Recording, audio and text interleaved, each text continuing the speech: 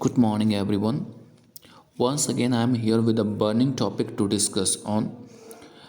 And if you are interested in keeping yourself updated with the world, if you go through the newspaper or news channels, you must have come across a burning topic or a news which is related to an MNC company Hyundai posting Kashmir tweets in favor of Pakistan.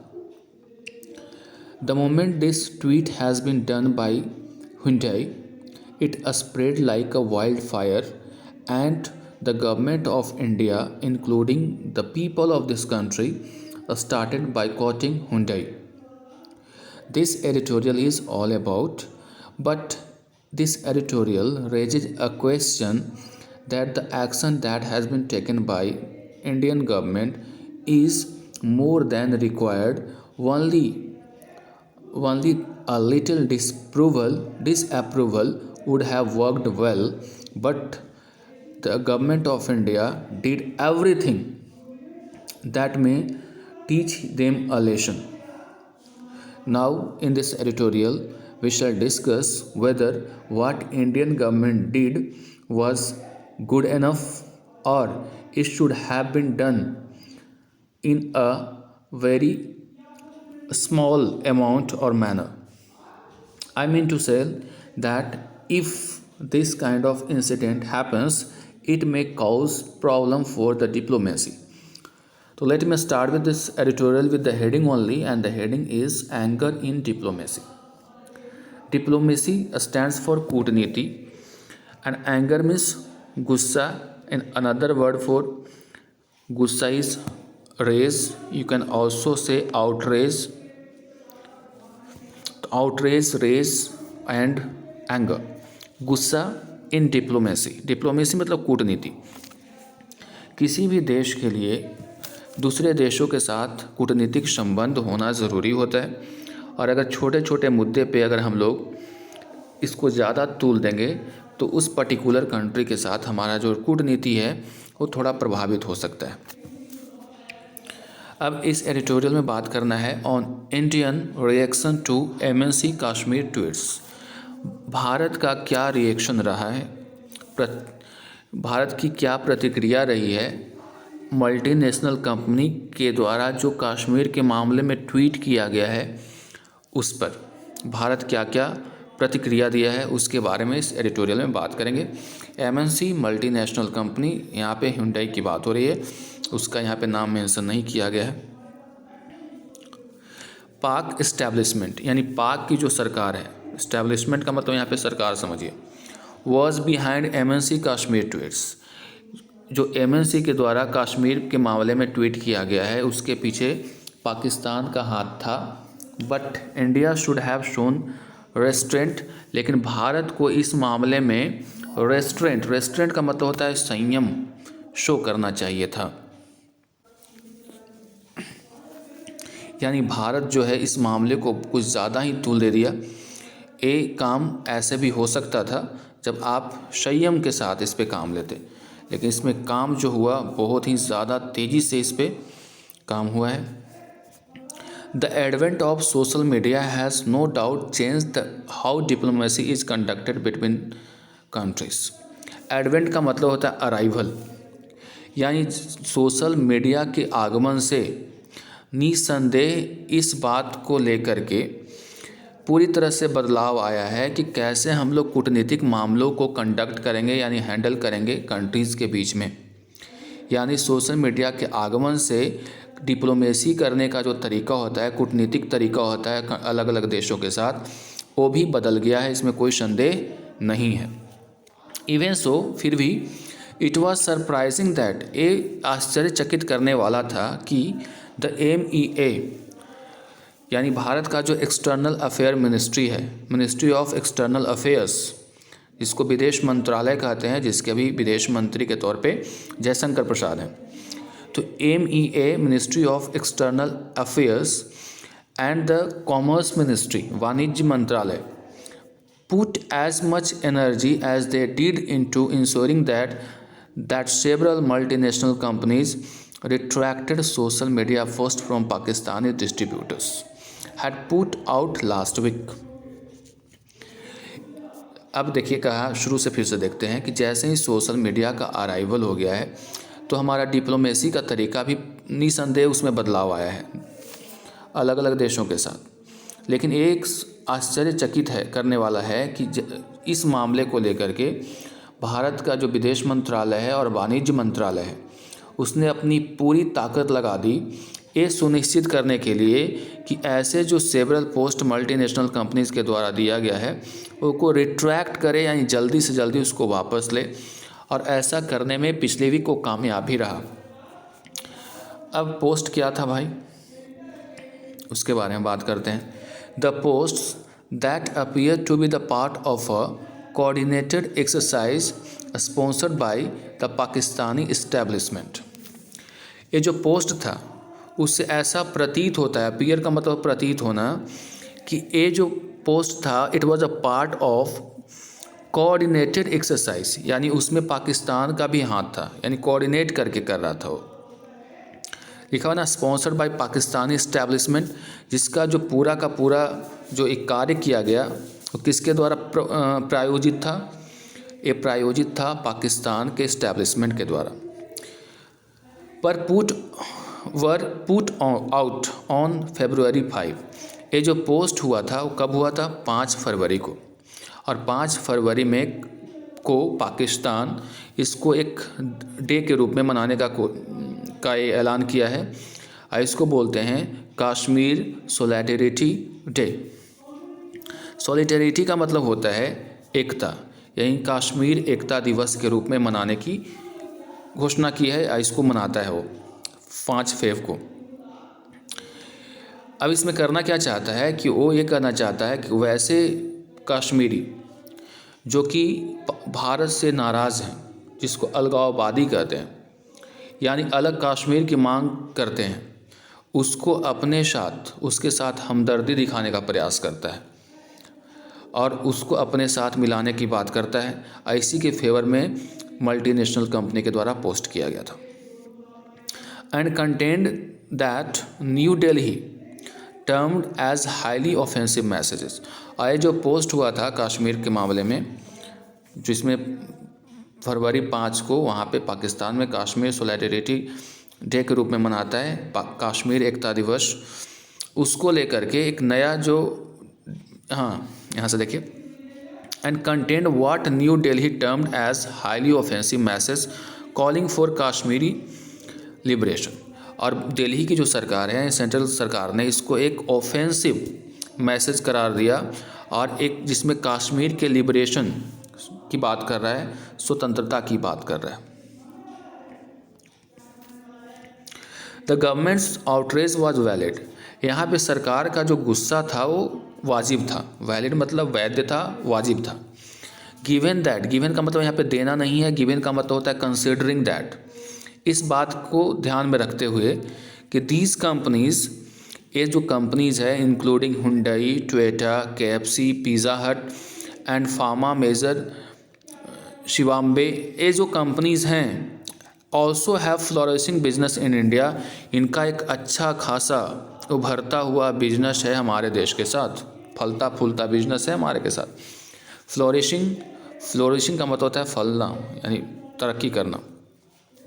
हमारे देश के साथ इनका अच्छा खासा business है।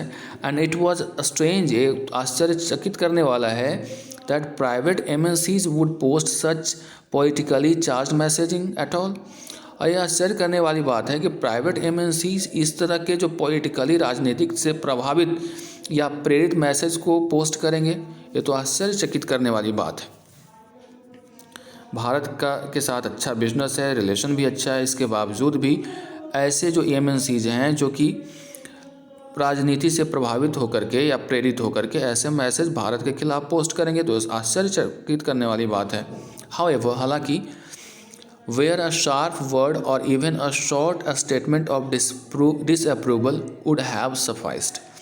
हालांकि इस मामले में जो ऐसे पोस्ट हुए हैं उसमें एक तीखा प्रतिक्रिया या फिर उसको लेकर के डिसअप्रूवल यानी नामंजूरी अगर शो कर दिया जाता भारत की तरफ से तो ये काफ़ी होता। सफाइस्ड का मतलब क्या, यहाँ पे काफ़ी होता। ज़्यादा इसमें करने की ज़रूरत नहीं थी, एक छोटा सा स्टेटमेंट जारी करके डिसअप्रूवल शो कर दिया जाता, ये काफ़ी होता इस मामले में। लेकिन हुआ क्या, the Modi government decided to go the whole distance. Bharat की जो सरकार है, मोदी सरकार, उसने डिसाइड किया कि इस मामले में और भी ज़्यादा दूरी तय करेगा, नहीं आज और भी इसको अंदर तक जाएगा, ये नहीं कि थोड़ा सा स्टेटमेंट दे करके छोड़ देगा। Even summoning the Korean ambassador while ensuring that India embassies took up the issue with other governments.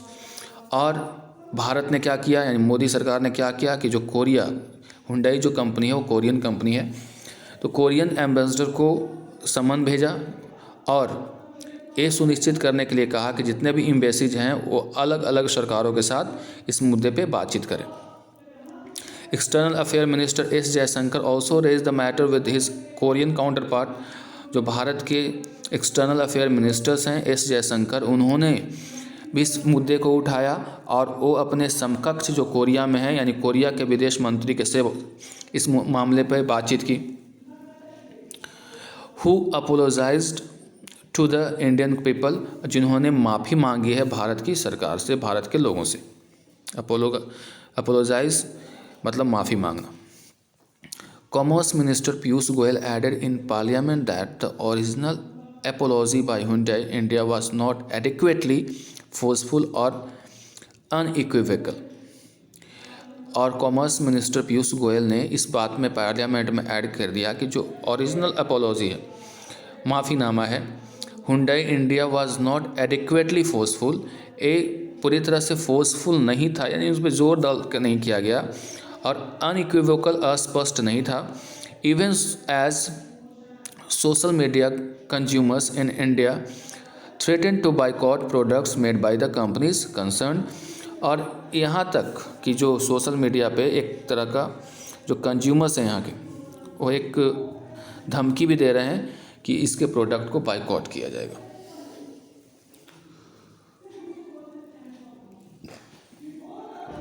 आए कुछ लाइन से उसको देखते हैं। While the government might feel it has achieved its purpose by ensuring that the companies and government involved were contrite about the posts। अब यहाँ पे है कि सरकार ऐसा ज़रूर महसूस कर रही होगी कि उसने जो उनका पर्पस था ये सुनिश्चित करना कि कंपनीज और जो सरकार है जो इसमें इन्वॉल्व है वो इस मामले को पोस्ट को लेकर के कॉन्ट्राइट मतलब रेग्रेट फील करे। रेग्रेट का मतलब होता है पछतावा फील करे। तो जो इनका पर्पस था वो शायद उसमें भारत की सरकार कामयाब रही। It must also consider the big picture of how its actions that appear to be at some variance with those of a source of powerful global player.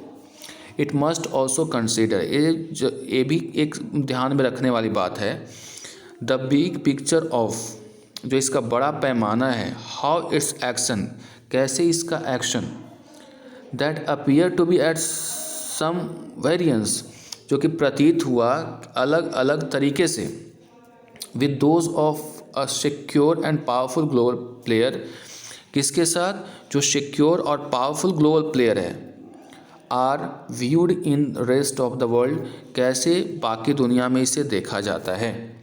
कहने का मतलब जिस तरीके से सारे काम हुए, जैसे एक्शंस लिए गए, और उसके साथ जो एक ग्लोबल प्लेयर है इस मामले में वैश्विक स्तर पे अच्छी पकड़ रखता है, वो पूरे वर्ल्ड में इसको एक अलग तरीके से देखा जा सकता है। India's claims over Jammu and Kashmir are strong, Bharat का जो दावा है जम्मू एंड कश्मीर को लेकर के वो ही एकदम दृढ़ है, कमज़ोर नहीं है, स्ट्रॉन्ग है। एंड वाइडली एक्नॉलेज, पूरा विश्व इसके बारे में जानता है। And not so fragile, fragile का मतलब होता है कमज़ोर, क्षणभंगुर, और ये ज़्यादा क्षणभंगुर या कमज़ोर नहीं है। That a few social media post that appeared only in Pakistan can dent in any way. और यह इतना दृढ़ संकल्प इतना कमज़ोर नहीं है कि कुछ सोशल मीडिया पोस्ट से जो कि पाकिस्तान में केवल देखने को मिलते हैं, इसके रास्ते को धूमिल कर सकते हैं। डेंट करना मतलब धूमिल करना। Second, holding foreign governments in diplomatic democratic countries to account for the actions of the local distributors of their private companies could have unforeseen repercussions।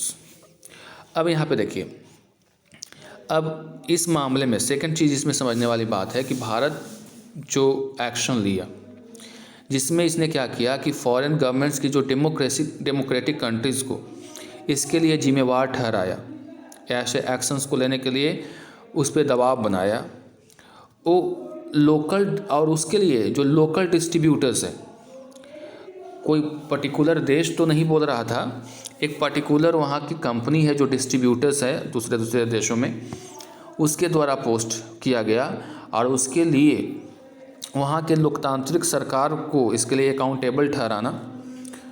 तो हो सकता है कि इसका एक अनफोर्सिन रिपरकशंस होगा। रिपरकशंस का मतलब होता है परिणाम, और एक परिणाम ऐसा होगा जो कि जिसके बारे में आप कल्पना नहीं कर सकते हैं, यानी इसमें कुछ हिडन रिजल्ट आ सकता है, यानी उस कंट्री को अच्छा नहीं लग सकता है, डिप्लोमेटिक जो हमारा कूटनीतिक संबंध है वो प्रभावित हो सकता है।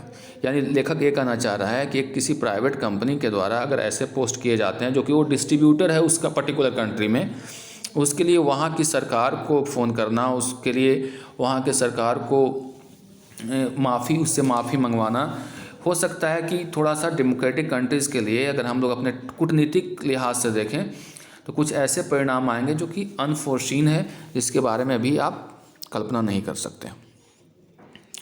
It is also worth considering, इस बात को भी ध्यान देने लायक है। वर्थ कंसिडरिंग मतलब ध्यान देने लायक। Whether the foreign ministries resources are better spent in furthering India's interest than on expending diplomatic capital on short lived controversies. अब इस बात पर भी ध्यान देने वाली है कि जो फॉरेन मिनिस्ट्री की जो रिसोर्सेज हैं, जो इसके स्रोत हैं, उसका क्या सही इस्तेमाल हो रहा है? क्या भारत के इंटरेस्ट में इसका इस्तेमाल हो रहा है? यानी जो फॉरेन मिनिस्ट्री के जो रिसोर्सेज हैं हमारे पास, क्या उसको सही से भारत के इंटरेस्ट में इस्तेमाल हो रहा है, या फिर केवल एक्सपेंड हो रहा है diplomatic capital on short lived controversies पर, या फिर केवल उस तंत्र का इस्तेमाल केवल छोटे मोटे जो थोड़े समय के लिए जो कंट्रोवर्सीज होते हैं उसके ऊपर हो रहा है। Such as MEA's objection to pop star Rihanna's post on farmers protest last year. क्योंकि अब ऐसा क्यों कहा जा रहा है कि विदेश मंत्रालय जो हमारा है वो एक छोटे छोटे जो शॉर्ट लिव्ड कंट्रोवर्सीज है उस पर भी अपने रिसोर्सेज का इस्तेमाल करना शुरू कर देता है, उसके खिलाफ जांच पड़ताल करवाना शुरू कर देता है, पूरा तंत्र उसमें लग जाता है। जैसे एक एग्जांपल दिया गया कि पिछले साल एक रिहाना जो छोटे मोटे पोस्ट होते हैं उस पर भी प्रतिक्रिया देना शुरू कर देता है। तो रिहाना के द्वारा पोस्ट किया गया था फार्मर प्रोटेस्ट को लेकर के, उसमें भी पूरा तंत्र उसमें लगा दिया गया था भारत सरकार के द्वारा। तो क्या ये शॉर्ट लिव्ड कंट्रोवर्सी के ऊपर इतना ज़्यादा ये रिसोर्सेज का इस्तेमाल करना सही है? The apologies and statements thus extracted may prove to be a pyrrhic victory। जो माफ़ी नामा आता है या फिर जो स्टेटमेंट आता है वो हो सकता है कि उनको लगता है कि एक आंशिक तौर पे क्षणिक उनको विक्ट्री मिल गई है, मतलब उनको उनका विजय हुआ है। If one considers that the intentions of those behind the obnoxious post in Pakistan, यानी अगर एक आदमी ये समझता है कि जो इंटेंशन था उस तरह के पोस्ट का, वो एक जहरीला पोस्ट था, वो है ना पाकिस्तान में, जिसका जो मेन एम था at drawing attention to their propaganda on Kashmir, कि उसका बस एक ही इरादा था कि वो अब ध्यान आकर्षित करना चाहता था कि जो उसका कश्मीर को लेकर के प्रोपेगेंडा है उसके ऊपर वर ऑल्सो मेट, वो भी फुलफिल हो गया। यानी पाकिस्तान ऐसे पोस्ट क्यों करवा रहा था? पाकिस्तान ये चाहता था कि जो कश्मीर को लेकर के उसका जो मंशा है, जो प्रोपेगेंडा वो फैलाता है, झूठ फैलाता है, ठीक है, वो सबके दिमाग में आ जाए, फिर से सबके जहन में आ जाए, फिर से वो हाईलाइट हो जाए। और ऐसा कश्मीर के मामले में हुआ भी। जैसे ही पोस्ट आया तो सारे लोग इस पर रिएक्शन देना शुरू किए, पूरा एक ग्लोबली एक मैसेज चला गया एक पाकिस्तान के पास ये है कि जो कश्मीर को लेकर के खुले मन से बोल सकता है। तो ये मैसेज कन्वे करना चाहता था, अपने प्रोपेगेंडा को ये विस्तारित करना चाहता था पाकिस्तान, और इसमें कामयाब भी हुआ। A quiet word with the MNCs might have worked better. लेकिन जो MNCs के साथ जो कुछ बातचीत हुई है ना, उसको जो बताने का प्रयास किया गया, हालांकि ये कुछ अच्छा है, लेकिन public display of diplomatic opposition, यानी यहाँ पे करना क्या चाहिए था सरकार को कि डायरेक्टली उस कंपनी के साथ बातचीत करनी चाहिए थी, है ना। इसके बजाय कि इसको एक पब्लिक डिस्प्ले कर दिया गया, यानी पब्लिक में भी इसको फैला दिया गया। और इस एक डिप्लोमेटिक ओपोजिशन का मामला है, यानी एक कूटनीतिक विरोध का मामला है।